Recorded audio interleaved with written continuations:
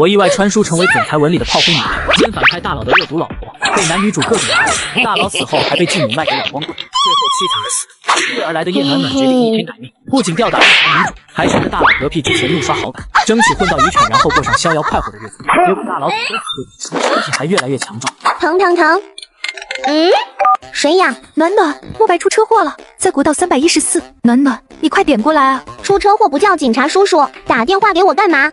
他的话语突然卡住，死死地盯着屏幕上的消息。未接来电是秦莹莹的。慕白、叶暖暖、秦莹莹。叶暖暖脑子360度高速旋转，吓得抓起茶几上的车钥匙猛地冲了出去。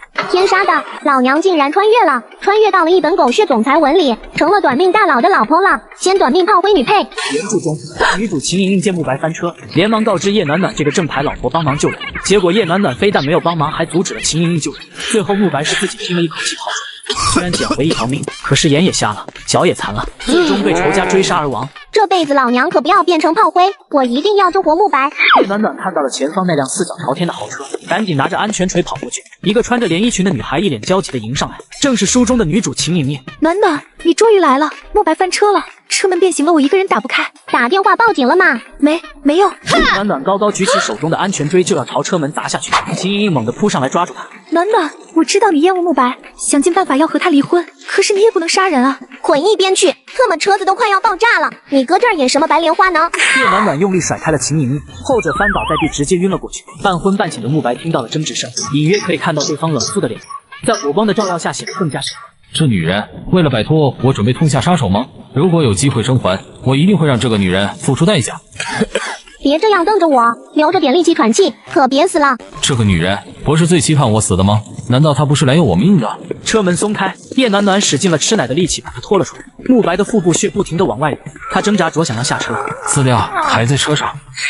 这都什么时候了，命要紧。我要回去拿资料。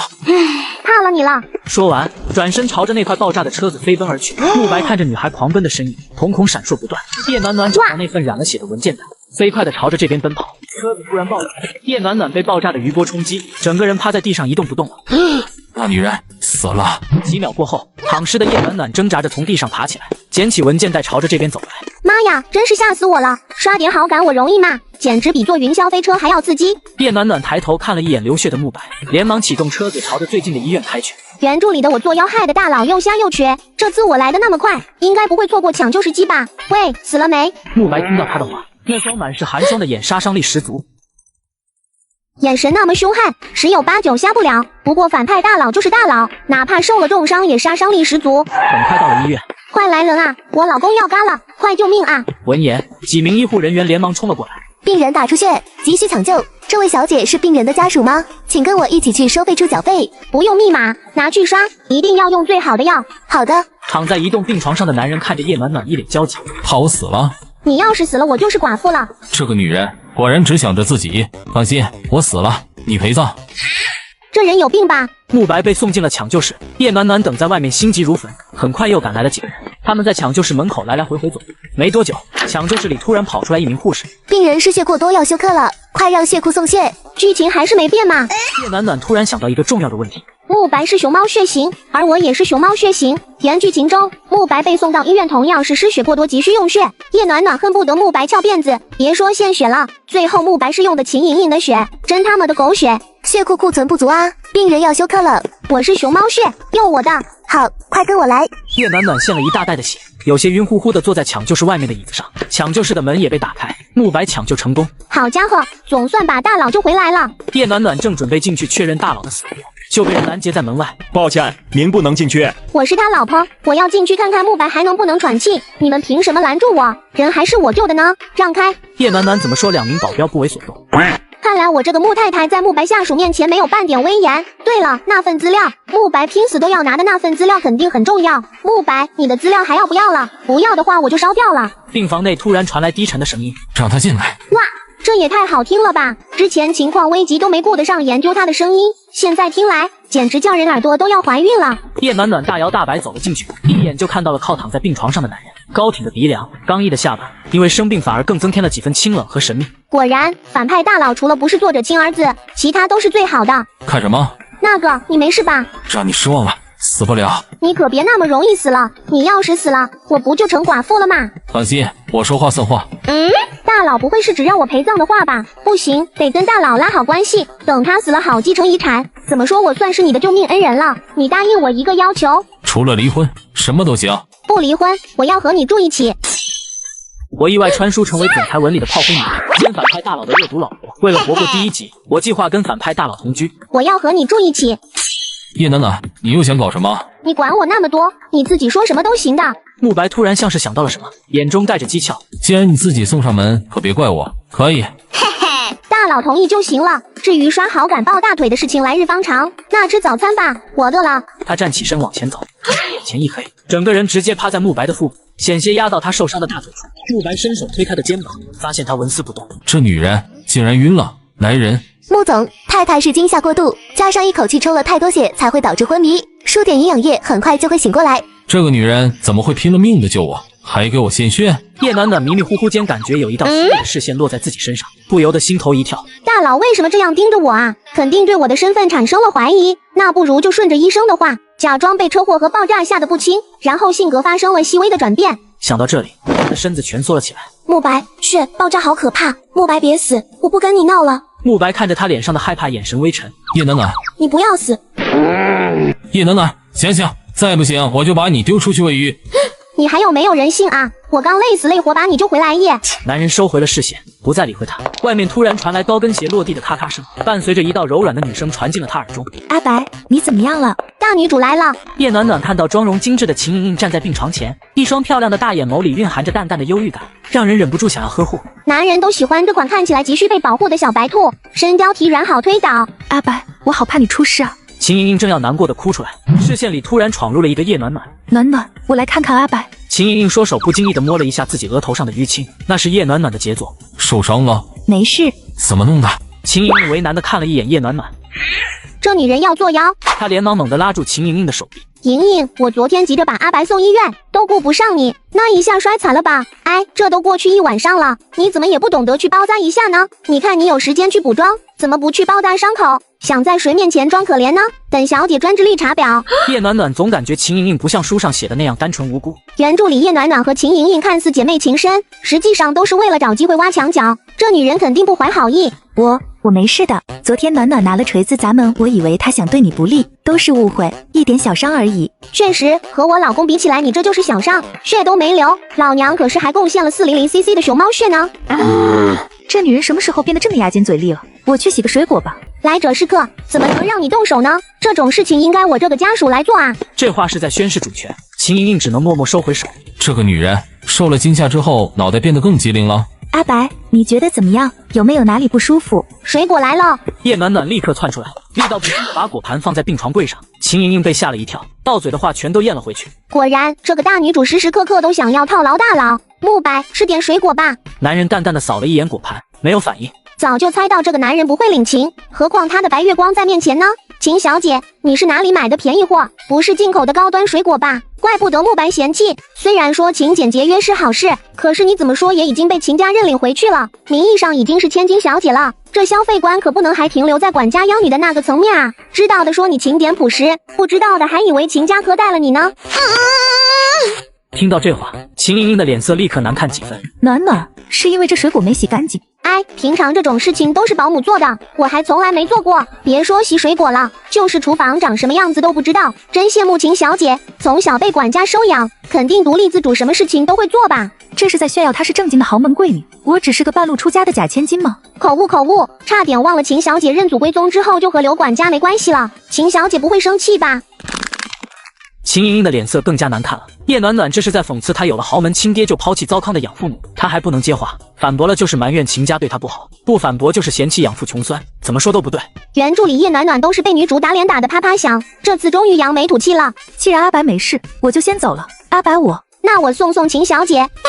秦莹莹只能不甘心地收回目光。慕白看着两个女人一前一后走出去，眼眸眯了眯。这个女人讽刺人的水平变高了，我似乎从来没有认真了解过这个名义上的老婆。对于她的事情，大多都是从别人口中听说的，看来和传言中的不太一样。叶暖暖当出病房门就看到站在面前的一道高大身影，男人高大挺拔，肩宽窄腰，全身上下都充满了生人勿近的威严气势，皮肤有些偏小麦色，整个人看起来就不好惹。艾玛，这是妥妥的大男主陆天明没错了，和整天病怏怏的反派大佬比起来，完全是相反的类型，刚得一比啊！唯一相同的是，颜值都是爆炸级的，难怪把原主迷得神魂颠倒的，甚至为了挖墙脚，还要和女主做出一副姐妹情深的好朋友模样，真是够拼的。秦莹莹见叶暖暖望着陆天明发呆，心中那点怀疑又消散了大半。这个女人果然还是惦记陆天明。她上前拉住陆天明的手臂，一副亲密的姿态。天明，谢谢你送我过来，慕白没事了，我们走吧。陆先生，什么事？这个女人又想黏着我。半开的病房内，躺在床上的慕白能够清楚地看到门口的场景。这个女人当着我的面就勾搭别的男人。我老公为了救你的未婚妻，车子报废了，还受了重伤，这车费和医疗费按理说应该罪魁祸首来出，不过秦小姐刚刚认祖归宗，肯定没脸伸手跟家里要钱。她是你的未婚妻，这赔偿应该由你来承担吧。秦莹莹表情有些难堪，可是她没钱。她把求助的目光看向慕白，结果房门被叶暖暖挡住了，根本看不到里面的人。陆天明冷着脸里取出一张支票，这个够了吧？暂时够用了，如果后续的医疗费用还不够的话，我会再提。陆天明冷着脸带着秦莹莹走了。8位数啊，我发财了，卡里不缺钱，睡觉不失眠。叶暖暖这女人是想要借此机会继续和陆天明联系吗？手段变高明了，很高兴。当然了，这可是1000万。叶暖暖猛然反应过来，一抬头就对上慕白那双深邃带着阴郁的眸子，吓得条件反射的把支票藏到身后。这女人不仅势利自私，但是没想到还贪财。不是说给我的医药费和车费？不要。她明明是秦逸豪门的女主人，却为了区1000万坑蒙拐骗。有这么高兴吗？区1000万而已。还有，这不是给我的医药费和车费？你不懂，坑来的钱更香。再说你那么有钱了，不差这一点。况且医药费是刷我的卡。你确定是你的卡？好吧，卡也是慕白给的，可这是1000万啊。反正叶暖暖本来就是嫌贫爱富、势利又自私的性格，争取一下是应当的吧。我救了你一命，这点钱算是报酬吧。叶暖暖，老子的命才值1000万。既然他贪财，如何不知道穆太太这一层身份所代表的价值？说到底，还是因为嫌弃我身体不好吧？想到这里，男人的眼神不由得暗淡了几分。他生气了吗？算了，钱重要，命更重要。他强忍着不甘，把支票递到慕白面前，给你。慕白握住支票，就发现叶暖暖的眼神更加不舍了，他放开了手。拿来吧你！耍我呢？叶暖暖气鼓鼓的走了。助理许大力恭敬的站在病床边。穆总，公司的人听说您住院了，有些蠢蠢欲动。不用管，暗中留意着。是，查一下叶暖暖，让人跟着他，注意他的一举一动。是，平常穆总不都是和穆太太各过各的吗？难道这次车祸和叶暖暖有关？小气鬼，抠门鬼，葛朗胎。叶暖暖一边走一边骂。那么有钱了还惦记我的支票，难怪被老婆嫌弃，被白月光抛弃。对了，那份资料，刚刚聊着竟然把这事给忘了。大佬拼了命也要取回的那份资料肯定很重要，可以拿来刷好感，拿来提条件好了。想到这里，叶暖暖因为损失1000万的失落感瞬间消失，拔腿就朝着电梯处跑去，一转弯就撞到一道硬邦邦的肉墙。痛痛痛！叶暖暖看到对方的脸之后立刻卡壳。大男主怎么还没走？陆天明嫌弃的退后一步。叶暖暖，你又耍什么花招？暖暖，秦莹莹从旁边的厕所里走出来。感情这大男主是在等大女主上厕所呢，真是够绅士的。你是来找天明的？叶暖暖眼中突然闪过狡黠。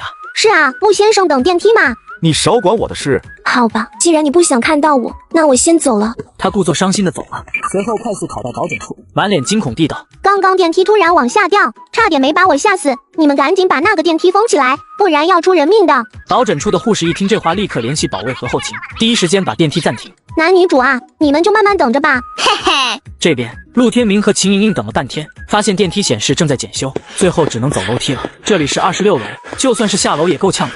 还是高端的私立医院呢，设备质量那么差。陆天明脸色有些难看，他不相信有那么凑巧的事情。这家医院是穆氏的，肯定和穆白脱不了干系。那个男人是故意为难我吧？真幼稚。此时叶暖暖整个人栽进了车里寻找那份资料，找了半天，终于在座椅的缝隙里找到了。与此同时，已经有人把他刚刚的所作所为汇报给了慕白。许大力不由得惊奇，叶暖暖不是迷恋陆天明吗？怎么会戏弄他？半个小时后，叶暖暖回到病房门口，就听到里面传来的声音：小白，你出了这么大的事，竟然还想瞒着我？要不要是我特意留了一手，你是打算永远瞒着我吗？一道略带沧桑的声音传了出来，叶暖暖心头一动，立刻明白了来人是谁。慕白的奶奶，穆老太太。慕白父母早亡，穆老太太是他最亲近的人。叶暖暖快步走了进去，就看到慕白静静地坐在床上，像是做错事的孩子，低垂着脑袋一声不吭。果然是一物降一物啊！看来的和老太太打好关系，穆老太太一定会是我夺得遗产的强大助力。暖暖，你来了。叶暖暖赶忙跑到穆老太太面前，一脸乖巧。穆奶奶好。叫什么穆奶奶？你是穆白媳妇，直接叫奶奶就行了。奶奶好。女孩笑起来的时候，嘴角还有2个淡淡的梨窝，煞是可爱。穆老太太的心立刻就软了下来。好孩子，嫁给穆白真是委屈了你了。是委屈了，穆白特别小气，1000万都不给我。你赚那么多钱不给老婆花，难不成是想给外面那些不三不四的女人花吗？可不就是嘛，大佬花钱给秦莹莹砸了不少资源呢。奶奶，您别说穆白了，他都为了那谁受伤了。怎么回事？我听说是为了秦莹莹那女人出的车祸。奶奶，是意外，是我自己没注意。大佬竟然这么袒护秦莹莹，是不是秦莹莹要他的命他都能拱手送上？那我呢，还是要早死嘛。想到这里，叶暖暖的手不由得收紧了几分。穆老太太敏锐地察觉到叶暖暖的情绪变化。暖暖，你放心，有我在，一天绝对不会让这小子欺负了你，更不会让不三不四的女人登堂入室。谢谢奶奶。这女人在奶奶面前装可怜的境界又高了一层，可惜无论如何，奶奶都不会同意离婚的。奶奶，叶暖暖并没有给我带来福运。大师说你25岁命里会有一大劫呢，果然应验了。如果不是娶了暖暖，你这次2只眼2条腿都废了。你现在还有治愈的希望，都要感谢暖暖。如果我没穿越过来，原著中的穆白确实又瞎又瘸。那位大师果然神啊！奶奶，那位大师呢？在哪里？2年前偶然遇到的，再也没碰到过了。暖暖，你也相信大师的话对吧？大师果然神了。穆老太太像是突然找到了知音，2个人拉着手兴奋地聊了起来。倒是小瞧了这个女人，竟然会用这个招数博取奶奶的好感。2人聊了一会，叶暖暖送她离开。暖暖，你抓紧时间和小白生个孩子。小白是个负责任的人，有了孩子肯定会歇了那些心思。我尽力。穆老太太这才满意的走了。回到病房，叶暖暖一下子就对上了穆白那深沉的目光。怀个孩子？这男人有顺风耳吗？你说什么？我听不懂。穆白冷嗤一声，不再看叶暖暖，伸出手去拿那份文件袋。哼，我可是拼了命拿回这份资料。你想如何？我幼小的心灵里留下了极大的创伤，需要补偿。要钱？就当你欠我一个人情，许我一个条件，条件什么的，用来保命最好不过了，真是机智。什么条件？还没想到，想到了再说，不违背人道主义、天地良心，更也不会损害你公司利益，也不是离婚。叶暖暖，你想干什么？你答应我就是了。好。叶暖暖笑起来的样子很可爱，穆白心里那根弦微微触动了一下。叶暖暖，你到底有什么目的？先是故意戏弄陆金明，之后又极力讨好奶奶，现在又拿资料换条件。他发现自己竟然看不懂这个女人。如果我说我顿悟了，想要和你好好过日子，你信吗？我信母猪会上树。我意外传书成为总裁文里的炮灰女人，奸反派大佬的恶毒老婆，被男女主各种压制，大佬死后还被继母卖给老光棍，最后凄惨而死。随而来的叶暖暖决定一天改命，不仅吊打女主，还趁着大佬嗝屁之前怒刷好感。接上集，反派大佬怀疑叶暖暖的身份。如果我说我顿悟了，想要和你好好过日子，你信吗？我信母猪会上树。爱信不信。叶暖暖，你心里惦记谁我不管，但是表面上还要维持穆太太的身份，不能做出格的事情。2年后可以离婚。原著里穆老太太最多只能再支撑1年，大佬这是担心被老太太知道了影响她的身体。虽然大佬凶残暴力，但却是个乖孙。至于惦记陆天明，大男主是大女主的，凡是觊觎大男主的配角都不会有好下场。我还想好好保着这条小命呢，我可以答应，但是同样的，你不能和秦莹莹有什么越轨行为。你没有权利过问我的事。奶奶刚刚还叫我要常常去看看她。这个女人竟然拿奶奶来威胁我了。行，我答应你。哇哦，免死金牌到手了，还压了大佬一回。他也知道见好就收的道理，把手上的资料递给穆白。到底什么资料能让你连命都不要了？会要人命的东西，敢看吗？我一点兴趣都没有。穆白看着叶暖暖落荒而逃的样子，嘴角不自觉勾了勾。这个自私又势利眼的老婆还有些可爱。目光落在文件盖上，穆白陷入了沉思。叶暖暖找了医院附近一个小吃摊填了一下肚子，还给大佬打包了一份点心。刚来到病房门口就被保安拦住了。干嘛？难道穆白拿到资料就翻脸不认人了？穆白，你个骗子！让他进来。叶暖暖气鼓鼓地走进来。刚才骂谁？骂卖包子的老板。你看我给你带了汤包，味道不错的。哪家的？医院侧门口有一摊，生意不错，还等了好一会呢。这女人竟然给我买路摊小吃，是打算用这种方法来逼我离婚吗？拿去扔掉。浪费食物可耻。你是在暗示我只配吃这种垃圾食物吗？确实是这个女人的作风，无时无刻不在嫌弃我，提醒我配不上她。你不吃就算了，不是说浪费食物可耻吗？那你就吃掉。大佬是以为我会觉得被侮辱气氛难当吧？那我应该要配合一下。他立刻露出愤怒又委屈的表情。穆白，你太过分了。慕白发觉自己竟然有些招架不住他那楚楚可怜的目光。别看着我！叶暖暖愤愤地拿着包子准备往外走，在这里吃，别想偷偷倒掉。大佬怎么那么幼稚？于是叶暖暖表面悲怆，内心欢愉地把汤包吃掉了。真香啊！总觉得有哪里不对劲。叶暖暖吃饱喝足，起身的时候突然踢到了一旁的病号拖鞋，空气有一瞬间的寂静。还说是高级 VIP 病房呢，怎么连东西都整理不好？差评！说着，若无其事地走到卫生间去扔食盒。好险好险，差点要被杀人灭口了！没想到大佬是装病，刚刚是去上厕所吧？难怪保镖要拦人，大佬要做戏也不做全一点，拖鞋都没放整齐，露出这么大的破绽。病床上，慕白目光幽暗地看着卫生间的方向，看他那样子，像是没有意识到不妥。不对，以他那傲娇的性格，怎么会主动把鞋子整理好？所以他是故意装傻。这时，外头突然传来喧闹声。穆总在这里吗？让我们进去，我们都是穆总的亲人。我们来看望穆总，凭什么不让我们进去？就是没这个道理啊！慕白的亲戚来了，听这口气，倒不像是来看望的，像是来闹事的吧？严助理，大佬病重之后，公司的董事蠢蠢欲动，尤其是大佬的二伯和三伯闹得最凶，他们一直不爽大佬年纪轻轻就越过一众长辈当上了穆氏集团的总裁，把持着家族的产业，千方百计要拉他下台。叶暖暖把目光看向慕白，发现慕白也正好在看他。那个，我去看看。既然都开口说打算和大佬好好过日子了，这种时候应该要表现一下的。他高昂着下巴，一脸傲娇地走了出去。吵什么？病房外面站着好几个男人，几人一看到叶暖暖，不由得有些惊奇。众所皆知，叶暖暖嫌弃慕白，整天想着离婚。慕白住院，他竟然会在这里守着，是来看看他死了没有吧？叶暖暖，我们要进去看望穆总。叶暖暖，穆总现在怎么样了？半死不活了，真是晦气！我这婚还没离呢。那我们进去看看穆总。说着就要往里走，被保镖拦下了。我们来看望穆总，这样拦着算怎么回事？叶暖暖，你让这两个保镖退开。跟我说有什么用？他们又不听我的。那你进去跟穆总说说，让我们进去呗。你们在说笑吗？慕白能听我的。两位董事，这时许大力从走廊尽头走了过来。许助理，你来的正好，我们看望穆总，这两个保镖不让进去。两位董事稍等，我进去和穆总说明一下。过了约莫10分钟，两个董事才进去。叶暖暖跟在两人身后一起回了病房。慕白看起来神采奕奕。二伯，三叔，那个白发男人二伯开了口：你伤势如何？什么时候能出院？伤得不重，过几天就能回家了。叶暖暖想到刚刚许大力进病房折腾了10分钟之久才把人请进来，立刻明白了。大佬这是故意要装作自己没事的样子，让这两个董事以为他是在硬撑。刚刚许大力折腾那么久，也是给人一种他们在准备的感觉。想到这里，叶暖暖立刻准备来一波神助攻。不是说眼睛和腿没得治了吗？怎么就能出院了？叶暖暖的话一出，许大力的表情僵了一下。你听错了，穆总的伤势并不严重的。说完还暗中给叶暖暖使了一个眼色。怎么会听错了？我明明听到医生说能捡回一条命就是奇迹了。叶暖暖，你先出去。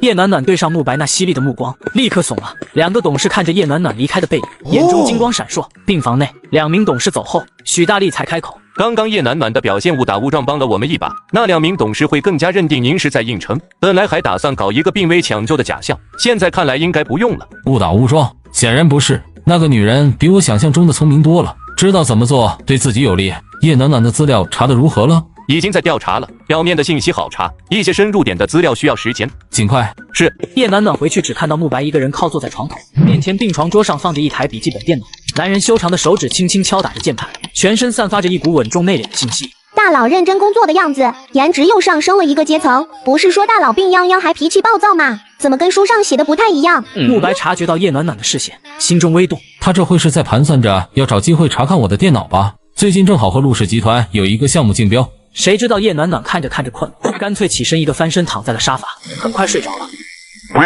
炮灰女配惨遭大佬怀疑，她却直接呼呼大睡。她再次睁开眼睛的时候，鼻息间充斥着食物的香气，一转头就看到吃晚餐的男人。这些大佬一个人肯定吃不完吧？吃不完又要扔掉吧？那我帮着吃，其实是替他排忧解难。叶暖暖干脆坐到床边，不客气地吃了起来。你一个人肯定吃不完，我帮你一把，不用感谢我。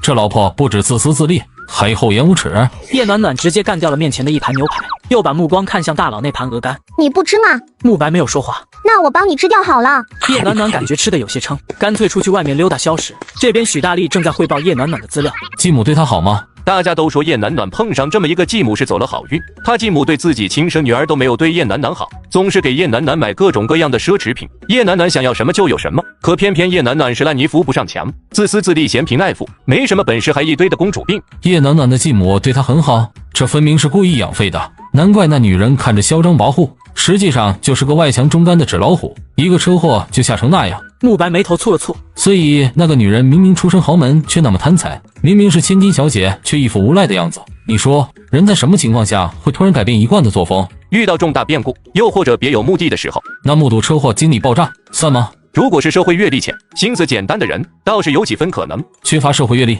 心思简单，那个女人看着可不像是心思简单的。是谁在念叨我？一定是没休息好，免疫力下降了，还是回去歇着，省得感冒了。这个时候大佬应该已经谈完公事了吧？叶暖暖准备往回走，经过杂物间的时候，突然听到一道特意压低的声音：1号病房，我知道的。1号病房不是大佬所在的那间吗？放心，摄像头放在工作排里了，反监测的，保镖发现不了的。然后就是清洁车移动的声音，叶暖暖神经一紧，立刻猫着步子悄无声息地离开了。我想起来了，原著中大佬重伤住院之后，大佬的亲戚为了探究大佬是不是真的病重，各种手段探查真相，其中一个就是叫人假装成医院保洁混进来，果然是一群老狐狸，不是几句话就能打发掉的，看来还得再帮大佬一把。叶暖暖装作若无其事地瘫到了沙发上玩手机，没多久，外头传来清洁车推动时候的咕噜声，坐在沙发上的叶暖暖精神一紧，来了。随后，一个戴着口罩和手套的保洁员走了进来，叶暖暖假装起来倒水喝，一回头手上的杯子就撞在保洁员的身上，水瞬间弄湿了他的鞋子。你搞什么？走路不看路吗？知道我这双鞋子有多贵吗？你1年的工资都赔不起。对不起，对不起。这里可是高级私人医院，一个保洁的素质这么差，你们后勤经理在哪里？我要投诉你。对不起，都是我不好，我给你擦擦鞋子，你别投诉我。说完就要蹲下身子给他擦鞋面，叶暖暖连连后退，脸上满是倨傲和厌恶。你竟然用这么脏的手碰我的鞋子，你是故意恶心我的吗？我一个小人物，小姐您大人大量，就别在我身上浪费时间了，我自己去跟经理说。说得对，我身份尊贵，你自己去请罪，赶紧滚吧。是。保洁员灰头土脸的走了，走的时候匆匆看了一眼慕白。许大力从头到尾看着叶暖暖撒泼，不由得皱起眉头。穆总说他变了，看来确实是变得比以前更讨人厌了。叶暖暖，你把保洁骂走了，我们病房的卫生谁来搞？你不是人吗？助理不就是要负责老板的一切生活起居吗？算了，这个女人不可理喻，没什么好争辩的。这般想着，许大力重新联系了医院后勤经理，叫对方换一个保洁员。后勤经理连连道歉，今天的保洁家里有突然情况请假了，我找了其他楼层的人顶替，没想到他竟然犯这种错误，实在抱歉，我立刻开除了他。挂完电话，许大力不由得皱了皱眉。这层都是高级 VIP 病房，所有的医护都是配备最好的，包括保洁也比一般的保洁更加专业尽责，怎么会突然请假？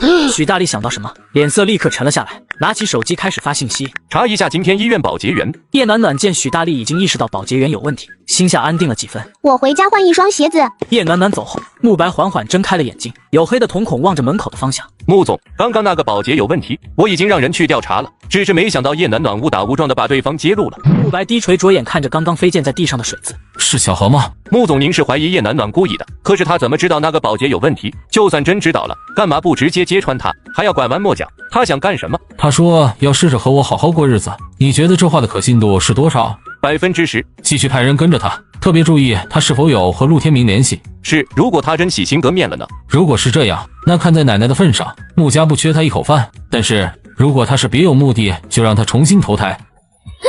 叶暖暖躺在浴缸上，突然感觉后背发寒，难道是泡太久，冷到了？第二天，叶暖暖是被急促的手机铃声叫醒的。喂，暖暖，记得今天的试镜，9点半别迟到了。叶暖暖突然想起原主非科班出身，但秦莹莹已经是小有名气的2线明星，为了把秦莹莹比下去，死活要出道做演员，最后被继母忽悠着签约了一个巨坑经纪人，这次是要去试镜一个电影的女4号角色。经纪人告诉叶暖暖，这个角色早就内定是她了，所以叶暖暖一脸傲娇的去了，还嚣张无比的大放厥词，最后被打脸打得啪啪响。叶暖暖赶在9的时候抵达，刚进门就听到了一道嚣张至极的声音：我们家艺人那是天生的演技派，就算不是科班出身，演技也吊打一群影视专业毕业的学生。叶暖暖远远的就看到一个穿着 T 恤运动衫的女人，对着一群等候的试镜者絮絮叨叨着。不用猜，这女人肯定是我的巨坑经纪人刘慧清。你家艺人是叶暖暖吧？人呢？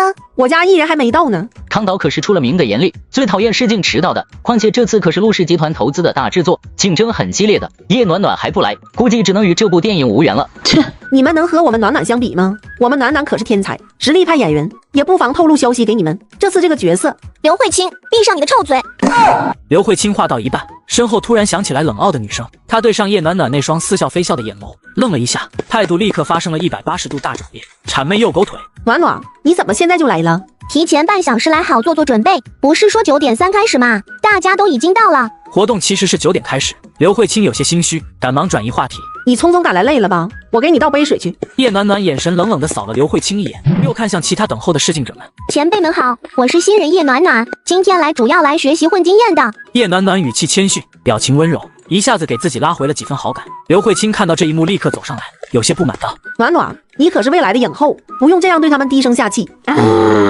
穿越城市8线明星，差点被恶毒经纪人毁了前程。你是评委吗？还是你能颁奖给我？你没法颁奖给我就别说这种话，省得丢人现眼。对不起，是我说错话了。刘慧清连忙上前要给他按摩，被他拒绝了。连试镜时间都搞不清楚，万一眼瞎把我的肩膀给夹断了怎么办？刘慧清只能尴尬地退到一旁。虽然叶暖暖还是那副嚣张跋扈的样子，可是好像哪里不一样了。9点10分，试镜正式开始。开始吧，1号。这场戏要演的是一位刚刚失去孩子的母亲抱着孩子的尸体伤心欲绝的场面，可道具却是一个洋娃娃，对着那样一张充满喜感的脸，不笑出声就需要强大的自制力了。第一个上台试镜的是新人，他上台之后立刻扑通一声跪在地上，抱起嚎了2声，一滴眼泪都没有。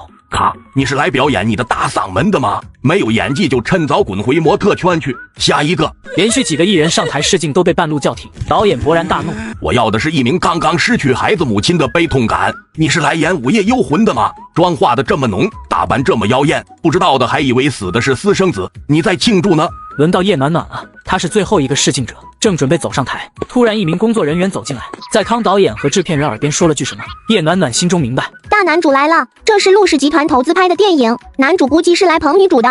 很快，陆天明带着秦莹莹出现在众人眼前。陆天明，陆氏集团总裁，英俊又多金，这样的男人哪怕多看一眼也是赚啊。刘慧清一脸激动地推了推叶暖暖的肩膀。陆天明来了，上去搭讪啊，暖暖。叶暖暖不为所动。那边，陆天明和导演已经简单交谈过了。秦莹莹的档期没有冲突，康导可以让她试一试。果然如此。其他人闻言立刻露出不满的神色，但是没人敢说什么，毕竟放话的人是陆天明。刘慧清一脸愤愤地上前。康导，叶暖暖还没试演呢，你怎么能因为陆总就直接把角色让给秦莹莹？我没说不让她试镜，秦莹莹又没有在本次试镜名单内。刘慧清，秦小姐是现在的流量小花，演技有目共睹。康导的决定很好，就让她排在我后面吧。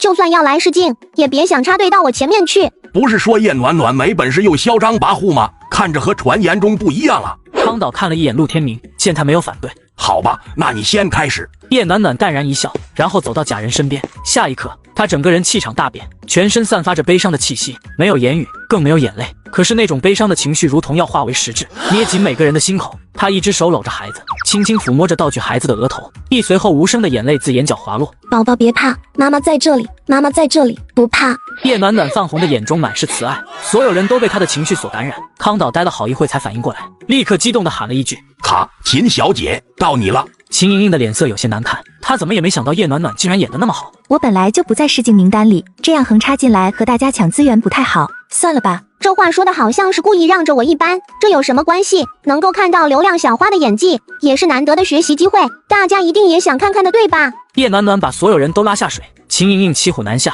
只能硬着头皮上场。结果因为情绪不佳，没能演出感觉，反而无比生硬，发挥不到她原本一半的水准。就连不懂演技的陆天明也看出了不对，康导的表情也有些尴尬，没想到他的演技如此拙劣。叶暖暖这个角色就……康导，秦莹莹可是和陆总一起来的，如果惹恼了陆总，投资打水漂，戏也不用拍了。可是叶暖暖背后也有穆总，叶暖暖和穆总的关系又不好，虽然她的演技是不错，所以可以给她其他角色啊。这个女4号还是给秦莹莹好了，买陆总一个人情，以后你再拍戏找投资也好说话。这话说到了康导的心坎里。叶小姐的演戏很不错，剧组里还有其他不错的配角，你可以试试。其余落选的试镜者见状，立刻拍马屁道贺秦莹莹。恭喜秦小姐入选啦！秦小姐的演技真好，我今天真是学习到了。秦小姐不愧是科班出身的，演技非同常人啊！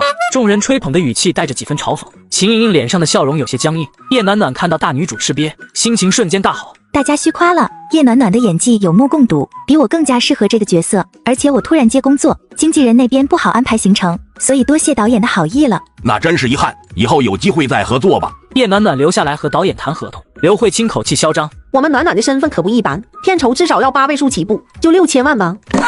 闻言，两位导演的脸色立刻沉了下来。这部电影的投资总成本也才5000万，男女主角的片酬也就200-300万，重要的男女配角片酬也就几十万，这不过是一个镜头10分钟的女4号，竟然开口6000万，怎么不去抢银行？刘慧卿，你再说说呢？暖暖爷你觉得少了，那要不8000万好了。你见过8000万吗？8000万能够直接把你给埋了，你以为这只是随口的一串数字吗？你知道这部电影的总投资和预计收益是多少吗？你知道这部电影的市场行情如何吗？你知道主角的片酬、女2号、女3号的片酬是多少吗？什么都不知道，哪来的底气漫天要价？你这样做经纪人呢？你一边去，我自己来谈。叶暖暖自己跟导演聊了起来，刘慧卿站在一旁，脸色一阵青一阵白的。最后，叶暖暖自己和导演敲定了合同，以30万的片酬谈了下来。30万啊，不少了。想我前世兢兢业业，还各种搞副业赚外快，最高的时候1个月也才赚1万块。才30万，会不会太少了？看来你的钱很好赚。刘慧卿闻言呆了一下。跟着我收益太少，去找你的金主叶明雅吧。叶暖暖说完，大步而去。刘慧卿是继妹叶明雅的人，表面上对她恭恭敬敬，实际上各种挖坑陷害她，就是个不折不扣白眼狼。她得换个经纪人了。病房内，许大力把叶暖暖早上的行程汇报给了慕白。叶暖暖去了剧组试镜，陆天明也在。许大力敏锐地察觉到慕白的气息有些冷。你说叶暖暖通过试镜了？是的，应该是看在您的面子上，不然以叶暖暖那演技，怎么可能被选上？把试镜的视频发给我。两人一起看着电脑屏幕里那个全身散发着悲伤气息女孩，哪怕是隔着屏幕都能感受到那强烈的哀切感觉。这个是叶暖暖吗？确定不是哪个资深的老戏骨？随后，许大力的电话响了起来，他皱着眉头挂掉了电话。穆总，医院方面说接到您车祸的电话，不久您就被送来了。那个秦莹莹要派人去调查吗？不要。穆总，既然对秦莹莹用情这么深，哪怕她有问题也不去探查。这边，叶暖暖提着保温瓶走进了医院大厅，迎面就碰到从另外一个门走进来，同样提着保温瓶的某个女人。暖暖，你也来看慕白？我来看我老公天经地义，你来看别人的老公，你家陆总知道吗？老公的青梅竹马来挑衅，正派老婆却兴奋异常。既然大女主要把脸送上来给我打，就别怪我不客气了。你来看别人的老公，你家陆总知道吗？暖暖，你怎么能这样想？阿白和我从小一起长大，跟我哥哥一样，从小一起长大，青梅竹马，太羡慕你了。你们感情可真好。知道就好，我和慕白可是最好的兄妹。是，然后慕家出现危机的时候，你跑得比谁都快，这份情谊真是叫人感动啊。暖暖，你怎么能污蔑我？我根本……电梯到了，叶暖暖大步跨了进去，快速按下关门键，对着秦莹莹翻了个白眼。你等下一趟吧，真是幼稚。叶暖暖到病房门口的时候，慕白正靠坐着看书。叶暖暖和秦莹莹同时放下手中的保温瓶。阿白哥，我给你炖了鸡汤，你趁热喝点，对身体好。叶暖暖上前一步挡在秦莹莹身前。慕白，我给你炖了玉米肉羹汤，清淡又营养，特别适合刚做完手术的病人。鸡汤、鱼汤之类大补之物绝对不能喝，是大忌。这女人怎么可能会做鸡汤？书上说她虽然是管家的女儿，可是从小被当成穆家半个千金养，十指不沾阳春水的，估计点的外卖吧。阿白哥，我只是想给你补补，这鸡汤不油腻的，我炖了好久。再清淡鸡汤也始终是鸡汤，不管外表看起来如此清澈，毫无杂质，本质上还是鸡，得慎吃。叶暖暖明显嘲讽的话让秦莹莹的脸色瞬间委屈起来，她眼眸盈盈的看着慕白，慕白对上秦莹莹那双闪亮中带着委屈的眸子，对着她伸出手。鸡汤。叶暖暖心头一跳，直接夺过秦莹莹手中的保温瓶，和自己的一起打开放在慕白面前。反正都做了也不能浪费。你做的？不然呢？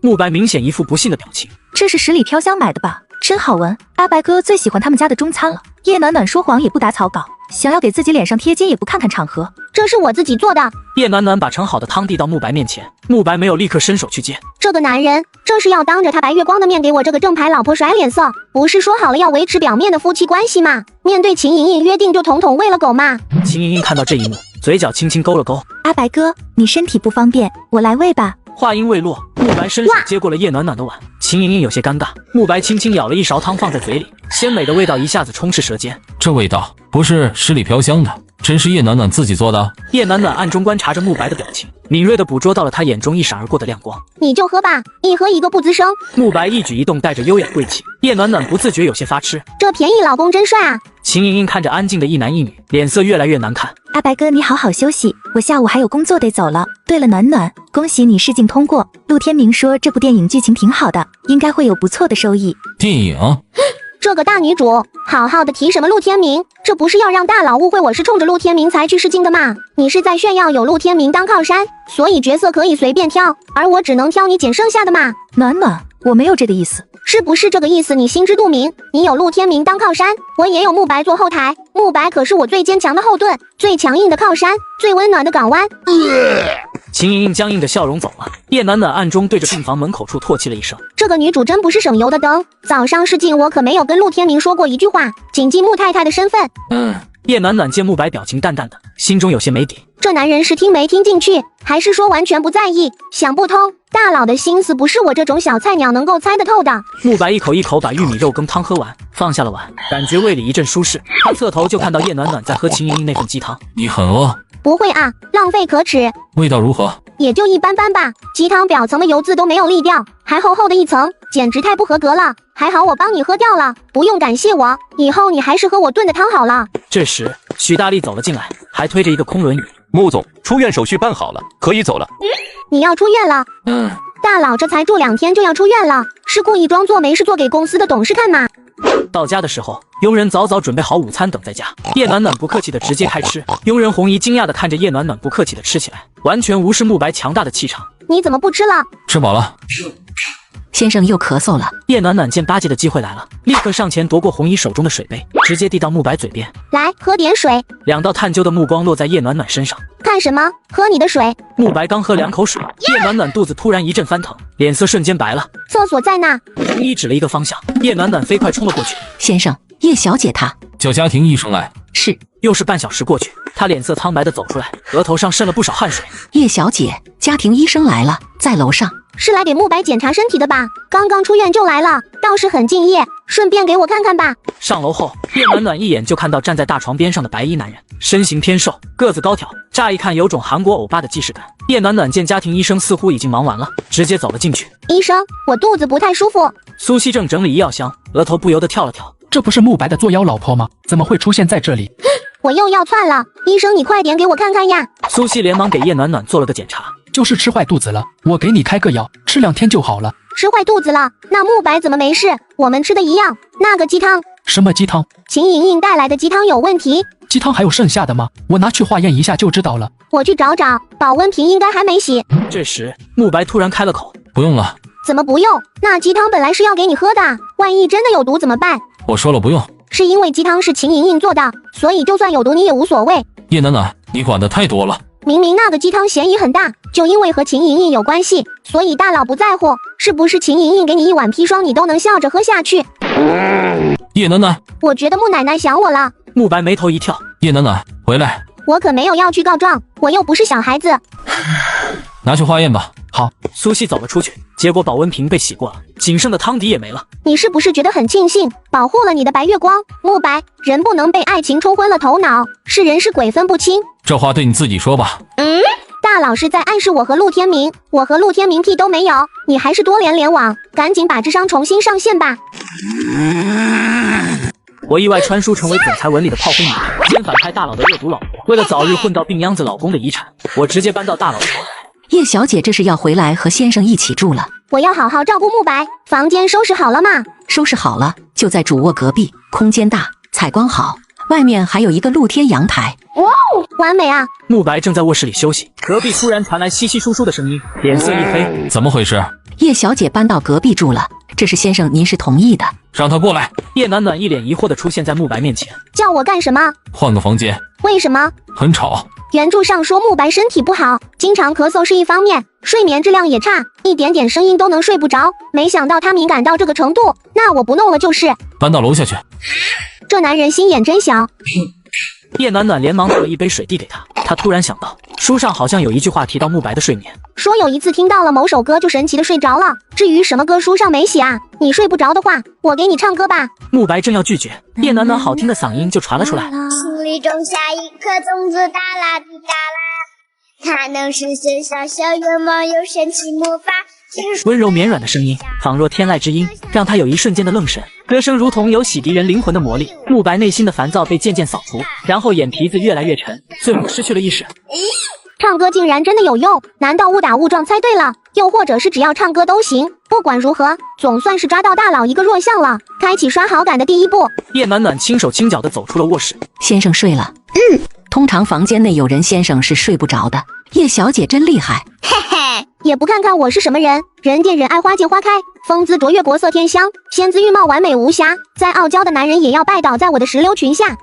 太太怎么还是这死出？家里有食材吗？有的。叶小姐饿了，想吃什么我去做。我自己来。这种粗活还是我来做吧。放心，不会把你的厨房给拆了的。叶暖暖忙了1个多小时，再次从厨房出来的时候，正好是饭点了。你把菜端出来，我去叫慕白起床。先生有起床气，我就看看他醒了没有。叶暖暖直接来到慕白的房间门口，还在睡觉。她盯着慕白的俊颜，床上的人突然睁开了眼睛。起床，吃晚饭了。你不起来，我自己先吃了。等下，把我的轮椅推来。先生，让我来吧。让他来，不是说要好好过日子，怎么只会嘴上说说？这个男人怎么这么幼稚呀？叶暖暖伸手扶慕白下床，费了9牛2虎之力，人扶到了轮椅上。慕白看着不同于以往的菜肴，眼眸深邃了几分。这是叶小姐做的，忙活了2个半小时呢。倒掉。不要。怎么能倒掉？你怕我下毒？那我先吃好了。说着，拿起筷子吃了一口。你看，没毒的。女孩脸颊鼓鼓的，瞪得圆圆的眼珠子里带着几分火气，看着有些可爱。男人迟疑了一下，拿起了筷子。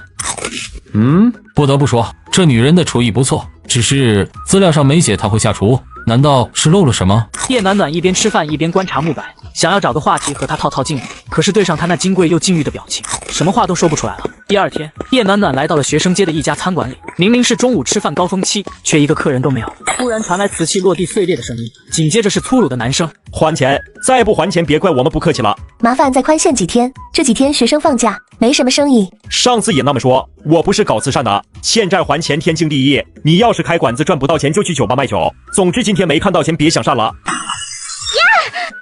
叶暖暖心头一紧，连忙跑了进去，就看到几个身形粗鲁的男人围着一个穿着廉价运动衫的女人，女人的头发被狠狠扯住，脸上满是倔强，眼角处有泪花闪过。厨房的角落处，一个穿着服务员装扮的女孩蜷缩在那里瑟瑟发抖。住手！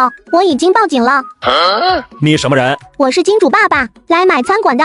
几人一听都愣住了。你不是在网上挂出来要转让餐馆吗？你要买？卢新颖不太确定地追问一句，话语中满是怀疑。我看中你的餐馆了，可以的话现在就谈谈价格，钱货两讫。至于你们之前的恩怨，等我谈完了再说。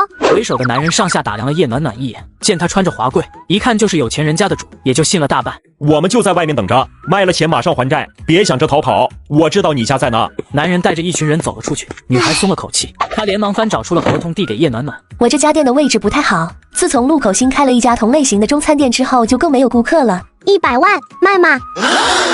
这太多了，30万就可以了。这家店不值那么多钱的。你果然不适合做生意，再经营下去，迟早要亏大发。经营的这几年亏了不少钱吧？按照现在的房产物价行情，你这店面70、80万要有，加上装修估算是20万，100万是市场价，大家都不亏。我猜你根本没有去调查过市场吧？卢新颖被叶暖暖的话说的又是一阵脸红。新颖，你快答应啊，这可是100万啊，够还债了。叶暖暖看了一眼那名纤瘦柔弱的女服务员，眉头蹙了蹙，对这种和秦莹莹一个类型的女孩，本能的没有好感。可以的话，现在就一手交钱一手交货，回头再去有关部门把店铺的持有人姓名改了。我时间宝贵，不同意就算了。卢新颖连忙点头。叶暖暖往对方的卡里转钱，看到100万到账的短信，卢新颖还有些回不过神来。有钱了，你终于可以还债了。我去跟那个人说，让他们把欠条撕了。还了钱以后别再犯傻了，不管男人对你多好，都要有所保留。你知道，你的事情传遍了整个大学周边，不少情侣吵架就拿你当反面例子。卢新颖原本是 A 大的学生，和男朋友合伙开店创业，店铺勉强收支平衡。后来突然有人上门要债，才知道男朋友最初欠了不少赌债，而借贷时候用的全是卢新颖的身份证。东窗事发，男朋友跑路了，留下100万的外债压在卢新颖的身上。这件事传遍了整个 A 大，卢新颖成为大学生中的笑话。你能不能让丽雅继续在这里上班？她一个人挺不容易的。丽雅应该是那个女服务生的名字了。你会被骗不能怪运气，只怪被你自己蠢蛋。你什么意思？我说了你也不一定信，你去跟踪丽雅几天就知道了。那个女服务员一看就有问题，听到能够还清债务反应那么大，简直比卢新颖还要高兴，好像还的不是卢新颖的债，丽雅很可能和那个渣男是一伙的。卢新颖一听叶暖暖的话就意识到什么，脸色也难看了几分。这时外头突然传来声响，这个女人高价收购濒临倒闭的餐馆，可下一秒却被人砸了个稀巴烂。这可是我刚刚买下来的餐厅啊，这桌椅就损坏了大半，这不是要坑我吗？那可都是钱啊，钱！给我住手！众人吓了一跳，纷纷停下手，侧头看了过来。搞什么？在老娘的店铺里撒野！你的店怎么回事？是后来的这群人想吃饭，结果和要债的发生了摩擦，就打起来了。不好意思，今天不营业。饭吃不吃无所谓，这个黄毛今天惹了老子，这事儿没完，要么我们出去继续干一架。俺就打，谁怕谁？六子留下来拿钱，其他人跟我出去。这是打算留一个人去找帮手吧？不成，全都跟我出去打。后来的男人明显是故意找茬的，还是找那些要债者的茬。他看了一眼卢新颖，见他并没有发现问题的样子，无语的翻了个白眼。你把钱先还了，好让他们安心的出去打架。这家店现在是我的了，你们有什么恩怨外面说去，在这之前先把桌椅的损失给赔了。那个为首要债男一听有钱拿，也顾不上挑衅者了，连忙跟卢新颖要钱。卢新颖立刻把钱转到指定账户，对方这才罢手。赔偿损失10万。叶暖暖对着那些闹事者伸出手，几人互相对望一眼，收了一条短信后，才拿钱出来。喂，这架还打不打？先不打了，我爸怀孕了，我要回家接生。说完匆匆离开了。要债者见钱到手了也不再纠缠，一窝蜂离开了。好可怕，那些都是什么人啊？不像是来吃饭的，也不清楚。这时又进来了一个人，男人一身品牌运动装，面容俊朗，步履稳健，全身散发着干练的气息。这个应该就是我要等的人了，吴景志，卢新颖的哥哥，未来的金牌经纪人。叶暖暖是冲着卢新颖的哥哥来的，他刚开除了刘慧清，需要重新找一个经纪人。卢景志是不错的人选，当然更重要的是他想要截胡女主。原助理秦莹莹无意间走进了这家餐馆，见到卢新颖被刁难，于是帮他还了债。然后卢景志得知秦莹莹的善举，破例收了他做自己手下的艺人。从此卢景志带着秦莹莹在娱乐圈里大杀四方，祝秦莹莹发光发亮。哥，你怎么来了？你把店铺卖了？卖给这位小姐了。卢景志把目光落在叶暖暖身上，犀利的目光扫视着她，似乎要把她看穿。叶暖暖，你认得我？您在圈里可是出名的黑料女王，介意不说话？两人在隔壁一家店坐下，卢景志直接递给叶暖暖一张银行卡，里面有100万，算是你帮助新颖的大谢，店铺还是归你。这和我预想的不太一样啊，不是应该直接签下合约，成为艺人和经纪人的关系吗？叶暖暖干脆开门见山，我刚刚解雇了我的经纪人。听说了，但是我不会带你。你的演技太烂。我不要你的钱，你如果不想带我也行，你答应我一个条件。什么条件？永远不能和秦莹莹合作。我和秦莹莹不熟。你答应我就是了。可以。不能和卢景志签约有些遗憾，不过能够断了秦莹莹一个臂膀也是不小的收获。正想着，前方的男人突然接了一个电话，说了一声好之后回头看向他。我可以带你，但是你要听从我的安排。哇哦，工作上都听你安排。两人聊了好一会才离开，刚走到中餐馆门口的时候，听到了一道熟悉的声音。天啊，这里怎么变成这样？学姐，那些人又来找你麻烦了吗？你有没有受伤？听到这个声音，叶暖暖跟在卢景志身后进了店里。刚踏进店门，就看到餐厅中央的秦莹莹从包包里取出一张银行卡递给卢新颖。学姐，这卡里有100万，你拿去还债吧。学妹，我们才刚认识，这么大数额我不能要。学姐，你不用觉得不好意思，我现在是演员了，这点钱还是有的。和卢新颖这个创业失败的人相比，秦莹莹的话怎么听都有种炫耀的意味。真不用，我的店铺卖掉了，债刚还清了。怎么会？这个店铺最多也就30万，卢新颖可是欠了100万，你卖给谁了？学姐，小心被别有用心的人骗了呀！卖给我了。秦莹莹愣了一下，回头才看到叶暖暖和卢景志站在身后，在看到卢景志的时候，眼神闪了一下。这女主果然不是什么纯良圣母，心机深着呢。叶暖暖，你怎么会？怎么允许黄鼠狼给鸡拜年，不允许我花钱买个餐馆？暖暖，你怎么能这么说？我是真心想要帮学姐。叶暖暖懒得跟他争辩，转身离开了。既然学姐的事情解决了，那我先走了。叶暖暖，秦莹莹追上来，叶暖暖口气带着几分火气。你是故意的？哦，我怎么故意了？你知道卢新颖的哥哥是知名经纪人，所以故意和他套近乎。你想让卢景志带你，把你捧红。原来你是抱着这个目的啊！100万是你全部的积蓄了吧？啧啧，秦家千金竟然这么穷啊！叶暖暖，你别装傻，我就故意的又如何？不服气，你咬我啊！本想靠自己的本事签约优秀的经纪人，被叶暖暖搅和。秦莹莹气得差点背过气，但又拿叶暖暖没办法，又坑了女主一把。叶暖暖回到家时的嘴角都是上扬的。别墅书房内，慕白正在打电话。你怎么突然关心起自己老婆的事业了？你问题太多了。外头传来叶暖暖的口哨声，她赶忙挂掉了电话。叶小姐，慕白呢？先生在书房从早上到现在了，我劝他休息，可是他非不听，午饭也没吃。这男人就算是装病也不用这么较真吧，连饭都不吃，至于吗？我去看看。叶暖暖说着大步朝楼上走，一眼就看到坐在书桌前表情苍白的男人。听说你不吃饭，是打算饿死？